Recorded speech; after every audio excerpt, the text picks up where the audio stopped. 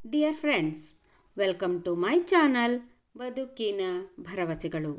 ನಿಜ ಶರಣ ಅಂಬಿಗರ ಚೌಡಯ್ಯನವರ ವಚನಗಳ ಓದು ಮತ್ತು ಅರ್ಥ ವಿಶ್ಲೇಷಣೆಯೊಂದಿಗೆ ನಾನು ನಿಮ್ಮೊಂದಿಗೆ ನಿಮ್ಮ ಪರಿಮಳ. ಆತ್ಮೀಯರೇ, ಎಲ್ಲರಿಗೂ ನಿಜ ಶರಣ ಅಂಬಿಗರ ಚೌಡಯ್ಯನವರ ಜಯಂತಿಯ ಶುಭಾಶಯಗಳು. ನಿಜ ಶರಣ ಅಂಬಿಗರ ಚೌಡಯ್ಯನವರು ಶರಣ ಸಮೂಹದಲ್ಲಿಯೇ ಅತ್ಯಂತ ನಿಷ್ಠುರ ನುಡಿಯ ಶರಣರಾಗಿ ಕಂಡುಬರುತ್ತಾರೆ.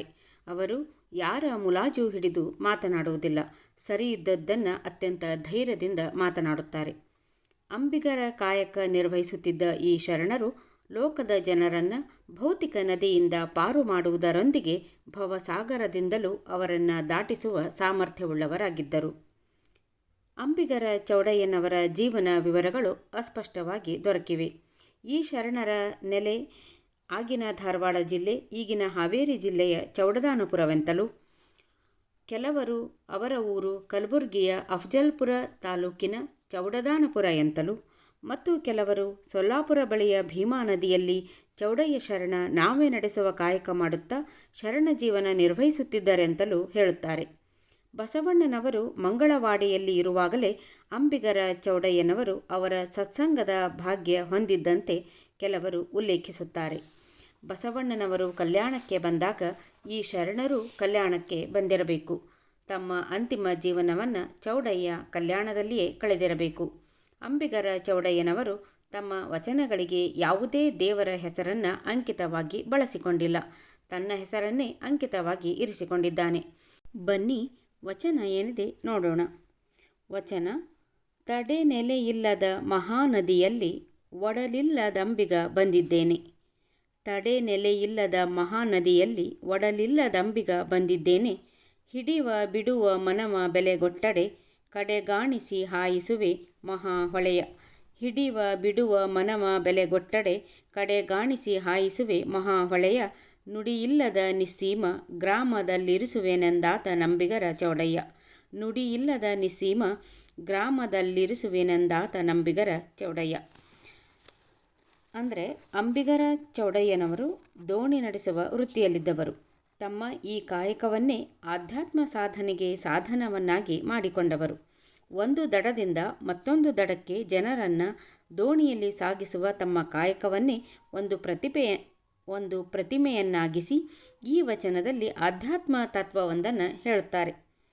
ತಡೆಯಿಲ್ಲದ ಅಂದರೆ ಕೊನೆಯಿಲ್ಲದ, ಮುಗಿಯದ ಅಥವಾ ತೀರವೇ ಇಲ್ಲದ, ನೆಲೆಯಿಲ್ಲದ, ಯಾವ ಗೊತ್ತು ಗುರಿಯೂ ಇಲ್ಲದ ಹುಚ್ಚುಚ್ಚಾಗಿ ಹರಿಯುವ ಈ ಮಹಾನದಿಯಲ್ಲಿ ನಾನು ಒಡಲಿಲ್ಲದ ಅಂದರೆ ದೇಹವಿಲ್ಲದ, ನಾನು ಎಂಬ ವಿಕಾರವನ್ನು ಕಳೆದುಕೊಂಡವನು ಅನ್ನುವ ಅರ್ಥದಲ್ಲಿ ಒಡಲಿಲ್ಲದ ಎನ್ನುವ ಪದವನ್ನು ಬಳಸ್ತಾರೆ.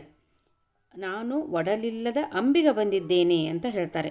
ನಾನು ಈ ನದಿಯನ್ನು ದಾಟಿಸ್ತೇನೆ, ನಿಮ್ಮ ಗ್ರಾಮಕ್ಕೆ ನಾನು ಮುಟ್ಟಿಸ್ತೇನೆ. ಕೇವಲ ಇದು ಮಾತಲ್ಲ, ಕೆಲಸದಲ್ಲಿ ನಾನು ನಿಸ್ಸೀಮ. ಆದರೆ ಈ ಹೊಳೆಯನ್ನು ದಾಟಿಸಬೇಕು ಅಂದರೆ ನೀವು ನಿಮ್ಮ ಚಂಚಲವಾದ ಮನಸ್ಸನ್ನು ನನಗೆ ಬೆಲೆಯಾಗಿ ಕೊಡಬೇಕು ಅಂತ ಇಲ್ಲಿ ಚೌಡಯ್ಯನವರು ಈ ವಚನದ ಮೂಲಕ ಹೇಳ್ತಾರೆ. ಇಲ್ಲಿ ಸಾಕ್ಷಾತ್ ದೇವರೇ ಜನರಿಗೆ ಹೇಳ್ತಾ ಇರುವಂತೆ ಭಾಸವಾಗುತ್ತದೆ. ಆ ದೇವರೇ ಅಂಬಿಗ. ಅವನು ಈ ತಡೆ ನೆಲೆಯಿಲ್ಲದ ಮಹಾನದಿಯನ್ನು ದೋಣಿಯ ಮೂಲಕ ಹಾಯಿಸುತ್ತಿದ್ದಾನೆ. ಅವನು ಜನರನ್ನು ದಾಟಿಸ್ತಾನೆ. ಆದರೆ ಅದಕ್ಕೆ ಜನರು ಪ್ರತಿಯಾಗಿ ಅವರ ಸ್ಥಿರವಾದ ನಿಶ್ಚಂಚಲವಾದ ಮನಸ್ಸನ್ನು ಅವನಿಗೆ ಒಪ್ಪಿಸಬೇಕು. ಅಂದರೆ ಭಗವಂತನಲ್ಲಿ ಅವರ ಮನಸ್ಸನ್ನು ನೆಲೆಗೊಳಿಸಬೇಕು ಅನ್ನೋದು ಇಲ್ಲಿಯ ಭಾವ. ನುಡಿಯಿಲ್ಲದ ನಿಸ್ಸೀಮ ಗ್ರಾಮದಲ್ಲಿರಿಸುವೆ ಅನ್ನೋ ಮಾತಿನಲ್ಲಿ ಮೋಕ್ಷ ಪದವಿ ಅನ್ನೋ ಅರ್ಥ ಇದೆ. ಅಂದರೆ ನಿಸ್ಸೀಮ ಗ್ರಾಮ ಅಂದರೆ ಯಾವುದೇ ಗಡಿಗಳಿಲ್ಲದ, ಯಾವುದೇ ಸೀಮೆಗಳಿಲ್ಲದ ಗ್ರಾಮ ಅಂತ ಅರ್ಥವಾಗುತ್ತದೆ.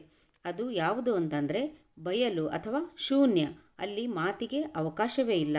ವಚನಕಾರರು ದೇವರನ್ನು ಬಯಲ ಸ್ವರೂಪಿಯನ್ನಾಗಿಯೇ ಕಲ್ಪಿಸಿಕೊಂಡಿದ್ದಾರೆ. ಇಲ್ಲೂ ಕೂಡ ಇದೇ ಭಾವ ನಮಗೆ ಕಂಡುಬರುತ್ತದೆ.